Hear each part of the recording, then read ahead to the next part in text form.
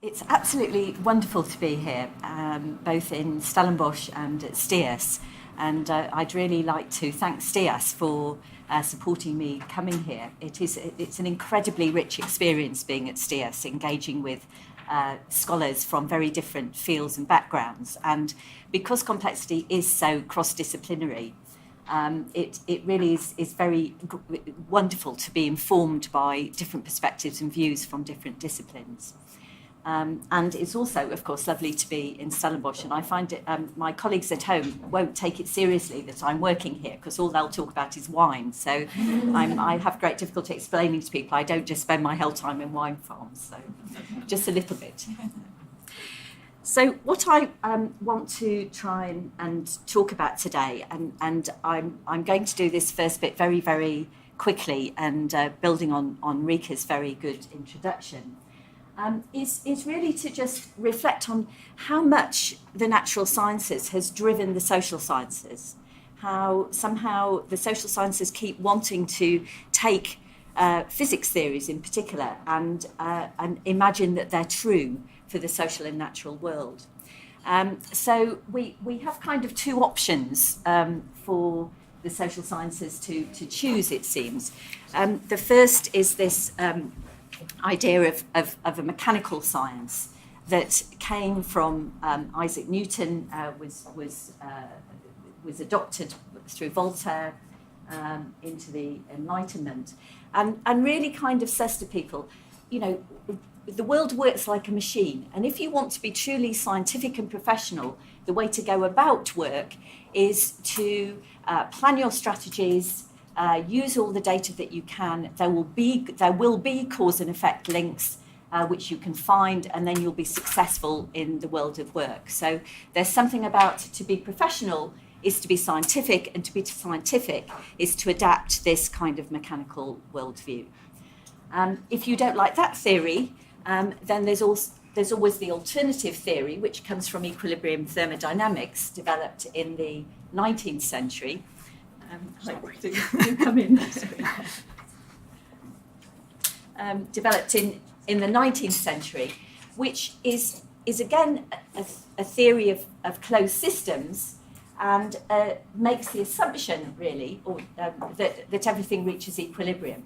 Now, actually, in physics, equilibrium equals death. It actually is descending into featureless dust. But nevertheless, it kind of caught people's imagination and accorded with this idea of natural law, this idea that somehow goodness will mean that things will find a natural harmony and equilibrium. So it's kind of got a religious underpinning as well. The economists like this theory, so they adopted this, and Walra in 1874 said that this pure theory of economics was a science which resembled the physico-mathematical sciences in every respect. So it's like they were asserting, this is it, guys. And the nice thing about it is that the maths is relatively tractable. So economists, classical economists, have liked it, because assuming that things just wobble a bit from equilibrium and find equilibrium, this kind of desire for equilibrium, makes it very effective. So are these true? No physicist would get their PhD if they abstracted one theory and applied it to something completely different. Why should they be appropriate? If you look at your experience in the world, does it actually work like a machine, or does it reach equilibrium?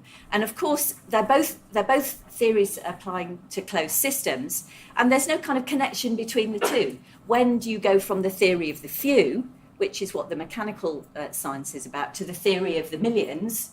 You know, there's no answer to these questions. They're idealized answers to very particular sorts of physical questions, and we have to be very wary if we apply those to the real world.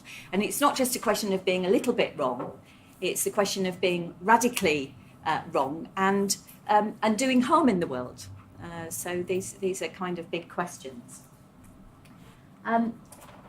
If you don't like those theories, it's very interesting. I thought this was very interesting as a physicist, to then start to reflect on evolutionary theory, on Darwin, also in the 19th century. who gives a very different flavour to science. So we call it science because it has a universality and we understand something of the mechanism of it. But as a science, it says we know how evolution works, but we don't know what will evolve. In this particular situation, we don't know what's going to emerge. So it has this kind of idea embedded with it that the future cannot be known in advance. We cannot predict what animals or ecologies are actually going to emerge. It gives us this idea of the importance of local. We have to actually, evolution happens, on this pond at 2:30 on a Tuesday. It happens here. It isn't that there's some sort of universal emergence of the dinosaur, a decline of the dinosaur. Something happens here. And whether a change, a variation sustains depends on the local conditions. It depends on the relationships between the flora and fauna in that particular pond at 2:30 on a Tuesday. Now that might spread, but it gives us this idea of the importance of local. And it gives us this idea, and this was a first as far as I can see in kind of philosophy, the philosophy of ideas, that messiness and variation are absolutely central and necessary to be able to adapt and change. So we have messiness as central, as opposed to what the physicists do, which is generally smooth over variation. So it's a change, and it had a big impact in psychology, in philosophy and anthropology, and even in science. This kind of was a preempting notions of uncertainty that are an aspect of quantum physics. So it had a huge impact on thinking in the late 19th century. And it's really interesting, just as an aside, that Thorsten Veblen in 1898 wrote this wonderful paper. I really recommend this paper because it's so scathing, and I wish I could write quite so poetically, but so scathingly. He's saying, isn't it ridiculous that economists are not picking up this new science of evolution? It's ridiculous that they keep assuming that there's equilibrium. That was written in 1898, and we could have a whole talk on why this has been so difficult to become mainstream. And I have answers to that, but I'll withhold my answers. So complexity theory and I'm talking about the work here of Ilya Prigogine, who was entranced, apparently, he got the Nobel Prize for his work in the 1970s by Henri Bergson's book on creative evolution. And Henri Bergson was pointing out in the book, why is it that evolution seems to develop more and sophisticated form, that form emerges, and all physics has to say is either we're an unchanging machine or we reach equilibrium, these two kinds of theories. So Ilya Prigogine was entranced by this question, and he was starting his work in his first paper was in 1945, and he got the Nobel Prize for one word, and I'll resist asking you which the word is, but for really recognising that the social and natural world is an open system. By definition, energy, material, ideas, communication are always going in and out of our system, whether we're a family, an organisation, an ecology.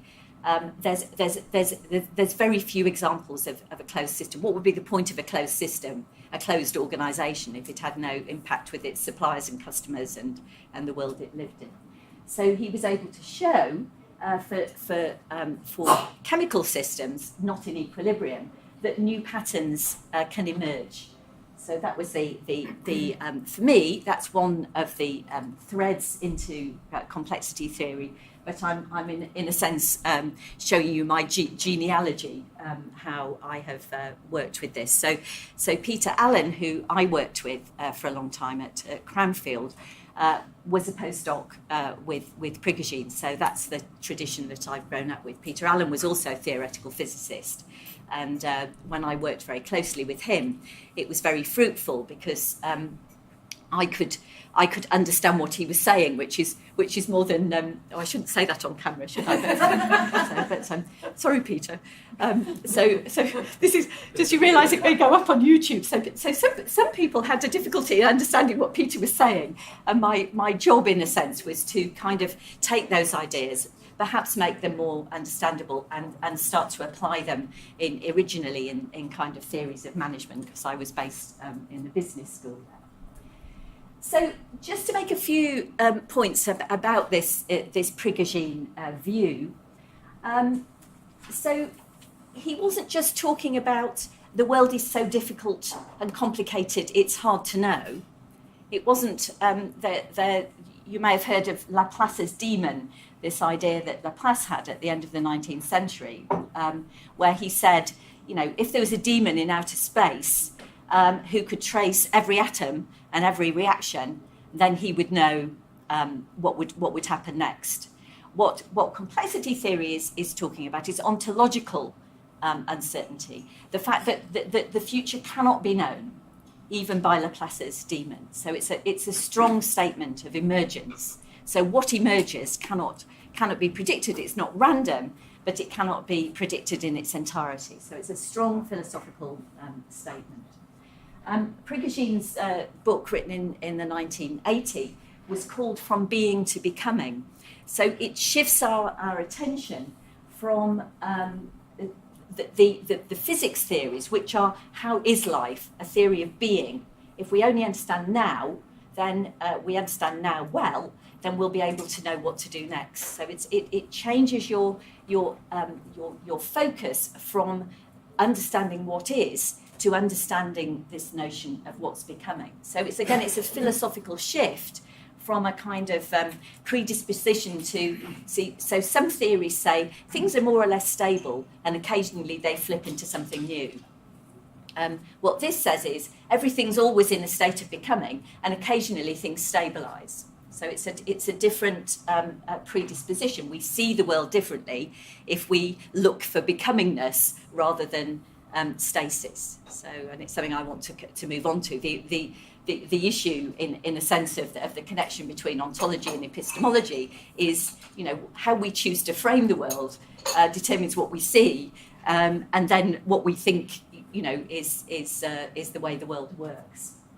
And then the third point to make is that this goes beyond mathematics. So Prigogine and Allen, both of whom spent their life writing equations and doing mathematical modelling, but nevertheless, if you had Peter talking here, he'd be saying, models are a conversation. They give you some insight, but they can never be the truth. We can never represent the truth because this is beyond computation. So this is saying with this idea of ontological uncertainty, it's not possible to model everything. There will always be some things that are changing. So non-linear terms, in a sense, are capturing things that are changing, and they're really kind of defining that we don't really know what's going on. It's a way of capturing not knowing. So that's the kind of position that I'm standing on, where I come from in terms of my interest in complexity. And this kind of rather simple diagram, which developed from both Prigogine and Allen, really talking about, so what are we really saying here? And I'm going to move on from this position and nuance this position in what I'm going to say next. But there's a sense in which there are patterns in the world. So science is often very interested in stable patterns. So we can have, if we have stability and there are patterns of relationships, then we can study them in a kind of scientific, analytical way. So what this is saying is, we agree there are patterns, there are times of stasis, and sometimes things get really locked in and are very hard to move and are very, very stable. But our interest as complexity thinkers is in how those patterns get disturbed. So the future is really a relationship between understanding what is and understanding how those are invaded, Peter Allen's word, by variation, by shocks. So there might be big events like shocks. They might be medium events like a new leader in an organisation. They might be quite small events in the sense that some of us get fed up at work and start to talk to each other and create a new way of working. So there's a sort of sense of wobbliness about life, and that these patterns that emerge are not, they're not real in the sense that they don't operate independently of the people within them. They're co-created relational patterns that exist, that can become stabilised, but are also open to being invaded. And the paradox, and I haven't time to really go into this, the paradox is that the very thing that creates resilience, which is wobbliness and relationships, is also the thing that creates change. And it all depends on context, which I've also not got time to go into. So very quickly then, this is one way I use this in organisations. There's more I could say, but this is really the inside of my head. This is what I do all the time to everything. And it preferences this idea of the dynamic. It tells you that you need to understand where patterns come from. It's not just enough to know what it's like now. To very quickly to say, Syria, before the crisis, was rated 42nd out of 47 fragile states, i.e. it wasn't seen as fragile. And if you looked at present current measures, which is the way these charts work, then you look at, does it have a university system? Does it have roads? Is its economy going okay? You know, if you look at those things, then it didn't look fragile. If you looked at the dynamic of change within Syria, the fact there was a drought in southeast Syria, that there was no safety net, social safety net anymore, because Assad the Elder, who despite being a dictator, had really supported people in a kind of social safety net way. That was not being picked up by Assad the Younger. So there was no safety net. There was a drought. People started moving towards Damascus and the cities, and there was a kind of sense of crisis. Now, if you look at the dynamic of that, you're more likely to say, whoops, you know, this is beginning to look like something that is more fragile. And as you can hear, I'm looking at things systemically. So I'm looking at the socio-economy, political, environmental issues in making those kind of statements. So it's really interesting, as a kind of way of thinking, how little organisations think about the past. I haven't got time to go into that more, but it is quite staggering sometimes. People would rather go. I was involved in a conversation about why the drought in northeast Africa was not spotted, and the kind of answer to me when I talk to people was, because you're not talking to local people, you're not understanding the patterning that's come from the past. People's response to it is, well, why don't we go and find out what they did in Mali? They seem to do a better job. There's always a kind of idea that we'll go and look for best practice elsewhere. Not, let's study the dynamics of the past and start to understand, are the patternings that we're seeing here really rigid and locked in, or are they starting to tip and change? So that's one way I use this. And the other side of it, which I don't have time to talk about, is also understanding that the present, in a sense, presents itself the future presents itself in the present. And we both need to look for what's emerging qualitatively, not just waiting till things are fixed and measurable. And futures work and this idea of anticipation is really important to do, because it actually changes what you do now. So it's this dynamic is very much underpinned by complexity theory. So I'm trying to catch up with myself now. So this is how I would describe, and people will describe this with slightly different words, a complexity ontology. And again, I'm not going to say very much about this, but you've noticed that this is a processual worldview. It's focusing on the notion of process, not progress, but process, that we live in a world that is in process. It's very important to look at things systemically.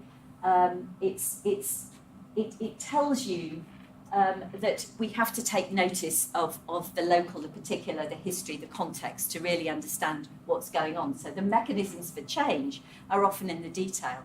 There was a lovely example of that at STIAS last night, where some people were presenting a talk about the kind of meta-analysis of whether having minimum wage improves things for women. And it was great. I mean, it's a very, very good piece of work. Somebody stood up or commented and told a story about Stellenbosch wine farms and what's happened with minimum wages and how that's impacted women. And it just really brought home to me, you can learn a lot from the big, but sometimes the mechanism is in the small, and you miss it. It makes a narrative approach, the appropriate science for complex problems, because you will miss the mechanisms, the detail, if you just abstract to the big. So it changes the nature of how we think about science. So I'm going to leave that there. As you can see, I can cheerfully carry on speaking without stopping for at least 3 hours without drawing breath. So I'm trying to be good. I just want to talk about 3 themes, if I manage to find the time. This is where my thinking is going, and I think my own work is in part constantly nuancing these ideas, because complexity can get as reified as anything else if you're not careful. And a lot of people who work with these ideas have a kind of bag of terms which they take these to, like, an edge of chaos, sensitive to initial conditions. They have this kind of bag of terms, and it makes them sound, it can sound very grand. But the complex world is a nuanced, we have to experience complexity in the world. I'm very interested in the kind of the role of action research in being in the world and experiencing the complex world. So for me, my theories of complexity, I have in my back pocket, but I'm informed. I want to know what's really going on here, and as much as I possibly can in a kind of critically subjective way. So that's where I'm going with this. It's kind of nuancing and connecting with other ideas. So I want to kind of talk a bit about what systemic patterning is. And I want to talk, if I've got time, about processual patterning. And finally, just touch on coming back, interestingly for me, to quantum gravity and finding very similar ideas between complexity, quantum gravity and Taoism. So that's a fun place to play in.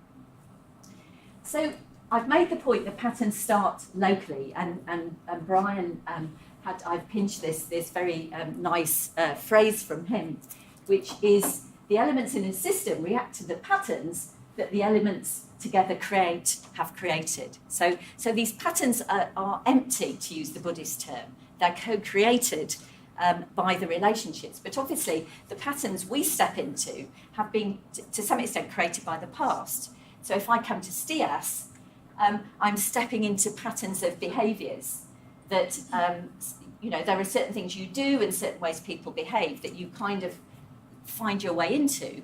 Nevertheless, I and others can start to modify and flex those patterns of relationships. So there's a sense in understanding what's here, but also seeing yourself as co-creating the future. But it's about ongoing reflexive relationships. And what we have to remember when we're talking about patterns is the real important thing about not reifying them. Someone called Ralph Stacey, who's a complexity worker, also interestingly a South African who works in the University of Hertfordshire, he won't let his students use the word system because it sounds like a reification, it sounds like a thing. And we've just got to remember that. It's also a point to make, and I know this is a point Mark makes too, that this is not ignoring the importance of big things. So the fact that I may respond to a law in my local context in a particular way is not to say that there isn't a place for regulation, governance, law, those kind of things in a complex system. We're not going to buy into this idea that if we leave the free market to be free, that somehow good happens. The free market has led to vastly increasing inequality everywhere. So it's also the big, we're not leaving out the big out of this system, we're just knowing that how we respond to the big is going to be kind of locally determined.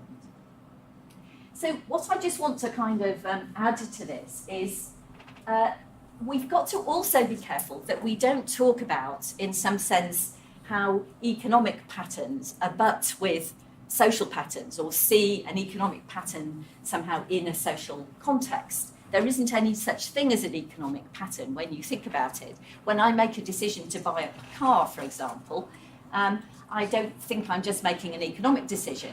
I'm making a social decision. What do my friends like? And I'm really, really running out of time now.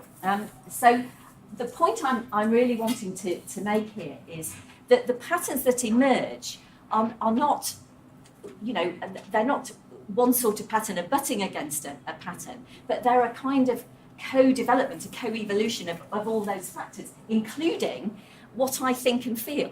So something that Prigogine was starting to move towards the end of his writing is that the person and the way they think and feel about things, their intentions, their anticipations, their feelings, have agency. So we can't just imagine that we're kind of in a real world that we're kind of affected by. We are affecting the world of patterning by how we feel. So if I'm a migrant worker affected by drought, I'm affected by the legal system if I try and work here. There's issues of informal working, but there's also how people feel about me and how I feel about myself. And in fact, as I'm sure some of you know, the sort of neuroscience is kind of moving us towards this idea that who I am, my identity, is very plastic and is affected by how you treat me. And actually my brain structure changes. How you treat me is how I come to define myself and feel. So my identity is also something that's kind of emerging and fluid. So I feel that Peter Allen and I have always talked about complexity as being a form of critical realism, the kind of Haré version of critical realism where patterns are not kind of fixed and real things, but that they nevertheless exist, and a kind of evolutionary critical realism in the sense of patterns exist but they change. But I'm beginning to kind of feel much more that we're in this kind of interplay between evolutionary critical realism and constructivism, because how I feel and think and how you feel and think and all those kind of aspects of it are real and have agency. So I need to theorize this as a kind of meeting of realism with constructivism. And in the same way, we can't entirely separate, what we think of our ontological stance is not separate from. It depends on how we look at it. So how we look at it depends on how we start to make theories about the way the world works. And as Paul Cillier said, that complexity is necessarily value-based, because what you choose to see is a kind of ethical issue. So I'm going to say very little about this next section. I got very entranced by Taoism. Peter Allen came back from London one day with this book on Taoism, saying, look at this, Jean, this is identical to complexity theory. And I got very interested in these ideas. And there's something that's very fluid about the way this is written, about the notion that events are kind of fluid and porous and flow into each other. It's not a kind of idea of events, patterns, things. There's something more fluid about it, which is very much like quantum field theory as well. So I'm really kind of interested in this. And I've also been really interested at STIAS to talk to social scientists and kind of the emergence institutional theory, where, the truth is that there are patterns that become events for other patterns. If you see what I mean, if I move into a new culture, then there's a kind of abutting of the cultural pattern that I'm coming into with my own cultural pattern. So what is an event and what is a pattern? What's an event? There are little events, there are big events. And sometimes what social scientists talk about, sociologists, they talk about stasis and events, meaning critical junctures, tipping points. But actually, sometimes things you really feel it's a critical juncture, but it doesn't turn into one. Sometimes it's a very significant event and it's a tipping point, but sometimes they're just minor wobbly events that are going on where we change our practice a bit and it changes things. So sometimes patterns merge, drift, wobble back. Sometimes they tip into new eras, but we've got to be careful in our theorising not to look for big changes and to kind of theorise this stability, and then there's sometimes big events. But to understand this kind of, there's all sorts of different forms of change. And in fact, and I haven't time to go into this, but you know, patterns, events, things, I'm a kind of pattern, and I'm abutting against your pattern in relationship, and you will change me and I will change you, and we might change society. So we need to be careful that we don't reify these terms, make them too real. So that's kind of what I'm trying to go for. Final slide. But one. The Tao Te Ching. This was a commentary on the Tao Te Ching. But this idea that the idea that Newton had was that there's a kind of absolute time and space. There's something outside the universe, and even at the time, Leibniz said, "Well, what can there be outside the universe?" You know, it's a kind of stupid question. It's a stupid comment. Newton was Leibniz's view. So what the Tao Te Ching is really saying is there isn't really anything, there isn't a something in which things happen, but we make the path by walking. So it's very much about each step. It has a real ethical thing for me. So if we make the path by walking, then the important thing is that every step I take is the best step I can make. It's not about saying, well, I've got this in mind. So it has a real, you know, some of you will be better philosophers than me, but it has a real ethical stance. Process theology, very similar kind of ideas. And then quantum gravity. I really recommend Carlo Rovelli, written a very accessible and interesting book on time. And he's saying the same thing, and also in a very poetic way. So what the quantum gravity people are saying is, you know, time is made through being in it. There's no absolute time. So isn't that interesting? And if I added a not very poetic complexity version to this, it's something like, together we make the path, which builds on the path of those who preceded us, and both by our actions and intentions and imaginings, we shape but do not determine the future. So this kind of metaphysical field that I think complexity is moving into is really important. So in conclusion, I feel that complexity theory has a role to play in the world of practice as a kind of rattling of the cage of certainty. I can stand with business people and INGOs and say, this is a scientific view, so you can't ignore me and tell me I'm just a kind of fluffy little social scientist talking about heuristics. You know, it's science. You know, you've got the wrong science guys and you're making wrong decisions. You know, why do your strategies don't go to plan? Maybe you're approaching them in the wrong way. So it gives it a power to the discourse that I feel. And I think it does move you into the so what question. It's just not as nice as people would like it to be. It's not, you know, there are no easy answers because there are no easy answers. And if you think you are, you'll do a bad job. So it's kind of saying that. But I'm kind of interested in, you know, this dialogue between complexity theory and metaphysics, quantum gravity, process theology. That's where I'm interested. I want to dialogue in that space. I think complexity theory has something to offer, and I think it speaks to this whole issue of identity and the fluidity of identity and power, the power of who decides and how we challenge dominant scientific paradigms. So thank you very much.